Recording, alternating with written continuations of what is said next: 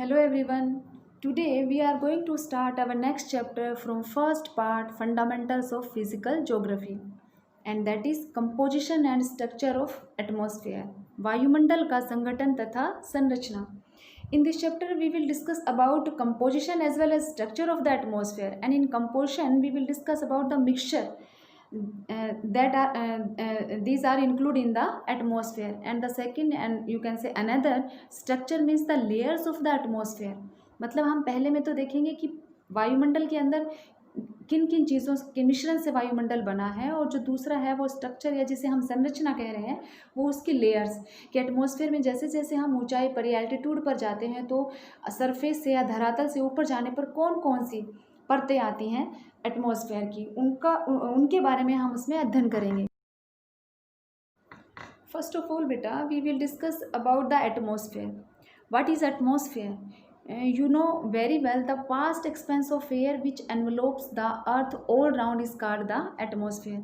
बचपन से हमने पढ़ा है और हम जानते हैं कि हमारे चारों तरफ वायु का जो विस्तृत फैलाव है उसी को हम वायुमंडल कहते हैं.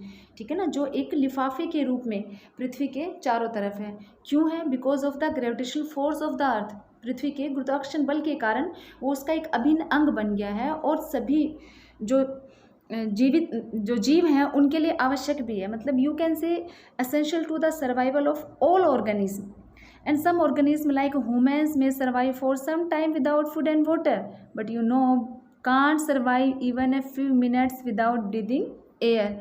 कि हम कुछ समय के लिए बिना भोजन और पानी के रह सकते हैं परंतु हम सांस लिए बिना नहीं रह सकते, पॉसिबल नहीं है. तो उसके लिए हमें क्या चाहिए? एयर. ठीक है ना, वायु. The air of the atmosphere is colourless, odourless and tasteless. मतलब वायुमंडल की जो वायु है वो रंगहीन, मतलब जिसका कोई कलर नहीं है, ना ही उसका कोई टेस्ट है और ना ही उसमें कोई गंध है. इसलिए आपकी वो क्या है? ऑर्डरलेस एंड टेस्टलेस है, जिसे हम रंगहीन, गंधहीन और स्वादहीन कह रहे हैं.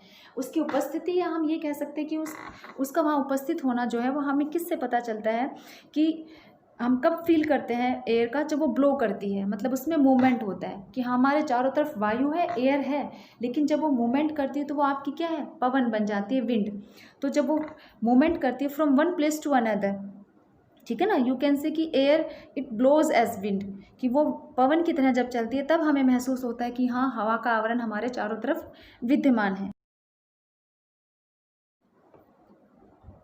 About 99% of the total mass of the atmosphere is within the height of 32 km from the earth's surface and is held to it by the force of gravity. ये भी किस लिए है? गुरुत्वाकर्षण बल के कारण. ठीक है, मतलब कि आपका जो टोटल एटमॉस्फेयर है उस एटमॉस्फेयर का 99% है वो आपको सरफेस से, अर्थ सरफेस से 32 किलोमीटर तक ही मिलेगा. ठीक है, और नीचे 32 तक ही क्यों? क्योंकि अर्थ की ग्रेविटेशनल फोर्स है वो उसको अपनी तरफ खींचे रहती है, और ये हमारे लिए क्या है? इम्पोर्टेंट है. लेट्स टेक द बेटा first important topic of our chapter, composition of the atmosphere, वायुमंडल का संगठन. और हमने बात की थी कि संगठन के अंदर हम क्या मिश्रण लेते हैं, कि वायुमंडल किन गैसों का मिश्रण है या फिर उसमें गैसेस या गैसों के अलावा कुछ और भी है. तो हम ये कहेंगे कि atmosphere is a mixture of many gases and in addition there are water vapors and dust particle also. मतलब गैसों के अलावा बेटा उसमें जलवाष्प और धूल के कण भी उपस्थित हैं. It means बेटा gases, water vapors and dust particles all are included in the composition of the atmosphere. ये तीनों ही शामिल. So बेटे let's take the first gases. पहला अध्ययन हम गैसेस के बारे में करते हैं.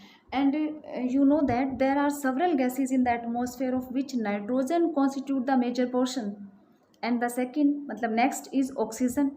ठीक है ना, which is 20.94% of the atmospheric volume, and nitrogen accounts for 78.08% of the total volume of the atmosphere. It means beta nitrogen and oxygen together make up our 99% of the atmospheric air by volume. मतलब ये दोनों ही गैसें, nitrogen और oxygen जो है, ये दोनों मिलकर वायुमंडल जो है उसका 99% आयतन जो है वो घेरे हुए हैं. जो नाइट्रोजन आपकी हो गई 78.08%, ठीक है, और ऑक्सीजन हो गई आपकी 20.94%. तो ये दोनों मिलकर आपकी क्या 99 मतलब 99% आयतन है वो एटमॉस्फेयर का घेरे हुए हैं, वायुमंडल का. अब देखिए हम इनमें से फर्स्ट ले रहे हैं आपका नाइट्रोजन, और अभी अभी हमने कहा कि it constitute the largest proportion of the atmosphere, कि वायुमंडल का सबसे ज़्यादा भाग जो है वो यही घेरे हुए हैं। कितना अभी बताया हमने, 78.08%। ठीक है ना। नेक्स्ट देखिए, the atmospheric pressure, force of winds and reflection of light is largely due to nitrogen, कि नाइट्रोजन जो गैस है इसी के कारण ही वायुदाब, पवनों की शक्ति और प्रकाश के परावर्तन का आभास होता है, हमें पता चलता है। मतलब मूवमेंट जो है आपका विंड का वो भी कितनी फोर्स से जा रही है आपकी पवन, ठीक है ना, और आपके प्रेशर का भी, और प्रकाश जो है आपका रेडिएशन जो है उसका आना और जाना भी। ठीक है। बाकी गैसेस की तरह, या हमने गैसेस के बारे में बात की थी कि उनका कोई रंग, गंध या स्वाद नहीं है, तो यहाँ पर इसमें भी नहीं है, क्योंकि एटमॉस्फेयर के अंदर एयर का ही नहीं है। नेक्स्ट देखिए कि nitrogen regulates combustion and avoid quick burning. Combustion का मतलब दहन से, जलने से होता है, जैसे हम दहन कहते हैं, जलाना। ठीक है ना। तो ये आपका क्या रेगुलेट तो करती है कंबस्टन को, लेकिन जलने से, तेज़ी से जलने से बचाती है। और अगर आपके नाइट्रोजन ना हो, मतलब यू कैन से कि it would be difficult to control fire in the absence of nitrogen, कि अगर ये नहीं हो तो वस्तुओं या आपका जो आग जो है उस पर नियंत्रण रखना हमारे लिए बहुत कठिन हो जाए वायुमंडल में, अगर नाइट्रोजन ना हो तो। इसका मतलब हमारे लिए ये जरूरी है। नेक्स्ट देखिए, nitrogen generates protein in the plants which is the main source of food. ठीक है ना। ये जो पौधे हैं, पेड़ पौधों में प्रोटीन का निर्माण होता है, और ये हमारे भोजन का एक मुख्य अंग बन जाते हैं। हमने बच्चे ने पढ़ा था कि सोइल में फिक्स हो जाता है एयर से नाइट्रोजन। ठीक है। और वो सोइल के अंदर क्या फर्टिलिटी को इंक्रीज़ करती है। मेन तो आपकी क्या लिगुमिनियस क्रॉप्स वगैरह है, वो भी प्रोटीन है, वो इंक्रीज़ करती है, सोइल फर्टिलिटी को भी इंक्रीज़ करती है। तो इसीलिए पेड़ पौधों के लिए भी आवश्यक है। This gas extends to height of 128 kilometre, और वायुमंडल जो है उसमें ये बेटा 128 किलोमीटर की ऊंचाई तक फैली हुई है। Now the second gas is बेटा oxygen, and you know very well oxygen is called life giver because it is very essential for breathing. हम सभी जानते हैं कि ऑक्सीजन गैस जीवनदायिनी है, क्योंकि हम सांस लिए बिना नहीं रह सकते ना, इसलिए हमारे लिए ज़रूरी है, इसलिए इसे जीवनदायिनी माना जाता है। ठीक है। It combines with all the elements and is most combustible.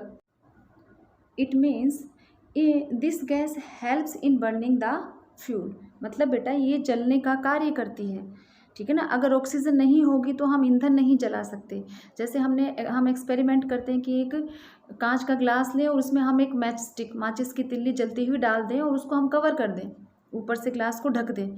ठीक है ना। कुछ समय बाद आप देखोगे कि वो तिल्ली जो है, मैच स्टिक जो है, वो आपकी बुझ जाएगी। क्यों? Because in the absence of oxygen. जब तक उसको ऑक्सीजन की मात्रा मिल रही थी जिस अमाउंट में, तब तक वो जल रही थी, और जैसे ही वो बंद हो गई वो बुझ गई है। इसका मतलब यही है कि जलने के लिए जलने के लिए ज़रूरी है आपकी ऑक्सीजन। अगर ऑक्सीजन नहीं होगी तो चीज़ें जलेंगी भी नहीं। इसीलिए ये आपके लिए क्या मेन सोर्स है एनर्जी का, और and it provide solid base to industries, और उद्योगों में भी इसको बहुत ज़्यादा इस्तेमाल किया जाता है। Although it extends to 64 kilometre, its main concentration is confined to 16 kilometre only, कि मतलब 64 किलोमीटर तक है, परंतु उसमें से 16 किलोमीटर पे इसकी कंसंट्रेशन या इसका जमाव है वो ज़्यादा है। मतलब हमारे लिए जो मेन ज़रूरी है वो आपकी क्या है 16, उसके बाद जो 16 किलोमीटर से हम ऊपर जाएंगे इसकी मात्रा जो है वो कम होती जाएगी। ओके बेटा, this is third carbon dioxide. तीसरा हमारा जो है वो carbon dioxide gas, and this is the heaviest gas and is confined to lower layers only, कि ये भारी गैस है, और भारी होने के कारण ये क्या नीचे ही, मतलब पृथ्वी या धरातल जो है उसके साथ सटी हुई मिलेगी, मतलब निचली परतों में ही मिलेगी। क्योंकि हमने ये पढ़ा है कि ये प्रकृति का नियम है, जो चीज़ जितनी भारी होगी वो नीचे, और लाइट वेट या जो हल्के वजन वाली होगी वो आपकी ऊपर एटमॉस्फेयर के अंदर हो। जैसे गुब्बारा ऊंचा उड़ता है, पत्थर नीचे ही रहते हैं, चट्टानें नीचे ही रहती हैं, तो ऐसे ही आपकी ये गैस है वो निचली परतों के अंदर मिलती हैं। ठीक है ना। This is found up to a height of 32 kilometre in small quantity, 32 kilometre तक है, परंतु कम मात्रा के अंदर ऊंचाई पर, मतलब जितना ऊपर जाते जाएंगे इसकी मात्रा कम होती चली जाएगी। इट फॉर्म्स जस्ट 0.03%, मतलब 0.03% तक ही एटमॉस्फेयर के अंदर है, जो बहुत कम है। ठीक है ना। लेकिन हमारे लिए बहुत ज़रूरी है, किसके लिए? For the growth of vegetation, पेड़ पौधों के लिए। क्यों? क्योंकि हम ऑक्सीजन लेते हैं पेड़ों से, और हम जो कार्बन डाइऑक्साइड छोड़ते हैं उसी कार्बन डाइऑक्साइड को यूज़ करते हैं। कौन? आपके प्लांट्स। इसीलिए तो हम कहते हैं ना टू ग्रो मोर प्लांट्स, कि ज़्यादा से ज़्यादा पेड़ पौधे लगाएं ताकि ज़्यादा से ज़्यादा ऑक्सीजन हमें मिले। पर पेड़ पौधों को भी चाहिए ना क्या, कार्बन डाइऑक्साइड, ठीक है ना। इसलिए ये क्या है, वेजिटेशन या पेड़ पौधे जो हैं उनकी ग्रोथ या वृद्धि के लिए ज़रूरी है कार्बन डाइऑक्साइड। और सबसे मेन फीचर देखिए, it is transparent to the incoming solar radiation but opaque to the terrestrial radiation reflected from earth surface. Transparent मतलब पारगम्य, जिसमें से आर पार जाया जा सके।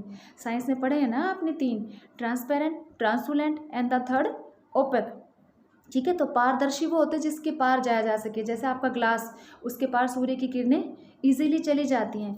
वुड है या लकड़ी है, ठीक है ना, उसके आर पार सूर्य की किरणें नहीं जाती हैं।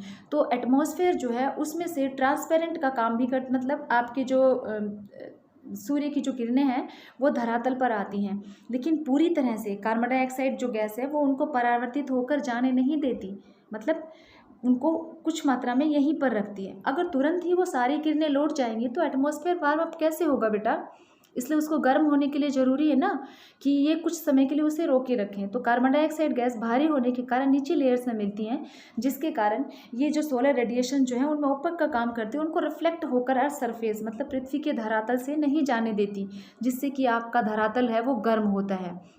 यही कारण है कि हम जैसे जैसे एल्टीट्यूड मतलब ऊंचाई पर जाते हैं from the surface of the earth, पृथ्वी के धरातल से जितना ऊपर जाते जाएंगे उतना ही आपका टेम्परेचर डिक्रीज होता जाएगा, कम होता जाएगा, क्योंकि अपर लेयर्स के अंदर ये इतना एक्टिवेट नहीं होती और लोअर लेयर्स मतलब नियर टू द सरफेस ये ज़्यादा एक्टिवेट होती है। इसीलिए नीचे तापमान ज़्यादा मिलेगा बेटा, और जैसे ऊपर जाएंगे तापमान आपका कम होता जाएगा, ठीक है। इसलिए ये क्या करती है, कांच घर जिसे हम ग्रीन हाउस कहते हैं उसका भी काम करती है, उस मतलब ग्रीन हाउस इफेक्ट जो उसके लिए भी आपके रिस्पॉन्सिबल है, ठीक है। और धीरे धीरे इसकी मात्रा तीव्र गति से बढ़ रही है, बहुत ज़्यादा। क्यों, क्योंकि हम अब इंडस्ट्रीज़ के अंदर बहुत ज़्यादा आपकी जो ये बर्निंग जो है फॉसिल फ्यूल्स जो है उनको इस्तेमाल कर रहे हैं, मतलब due to increase in the burning of fossil fuels, तो इसकी मात्रा भी बढ़ रही है। और जितनी इसकी मात्रा बढ़ती जाएगी उतना ही आपका टेम्परेचर भी इंक्रीज होता जाएगा, वायुमंडल का तापमान भी बढ़ता जाएगा। Now beta जी come to the next, hydrogen. This is the light gas and extend to 1100 kilometre over the heavier gases, ठीक है ना। हल्की गैस है, तो हमने देखा कि जब भारी थी तो वो नीचे थी, अब बेटा हल्की होगी तो इसका मतलब वो ऊपर होगी। तो ये सभी गैसों के ऊपर लगभग 1100 किलोमीटर की ऊंचाई तक पाई जाती है और बहुत कम मात्रा में आपकी 0.01%, ठीक है ना, 0.01% तक ही वायुमंडल में विद्यमान है। Okay, next ozone, and this is very important because this is found in very small quantity in the upper atmosphere, मतलब ऊपरी परतों के अंदर बहुत कम मात्रा में है। लेकिन क्यों जरूरी है, it saves us from the ultraviolet radiation from the sun। अगर ओजोन गैस की मात्रा में कमी हो जाती है बेटा तो सूर्य की पराबैंगनी विकिरण अधिक मात्रा में पृथ्वी पर पहुंचेगी और कैंसर जैसी भयानक बीमारियां फैला सकती है। बेटे here is a pie chart and table for you, and this shows that there are several gases in the atmosphere of which nitrogen constitutes the major portion, and this account for 78.08% of total volume of the atmosphere. And next is oxygen, which is 20.94% of the atmospheric volume. It means nitrogen and oxygen together make up over 99% of the atmospheric air by volume. That is, we have also discussed. Okay, मतलब आपके इस table जो है तालिका जो दी हुई है, इस तालिका में सभी गैसेज जो है वो दिखाए गए हैं कि किस गैस की वायुमंडल में आयतन के अनुसार कितना प्रतिशत है। Nitrogen, oxygen, organ, carbon dioxide, neon, helium, ozone, hydrogen, methane, krypton and xenon. Okay बेटा।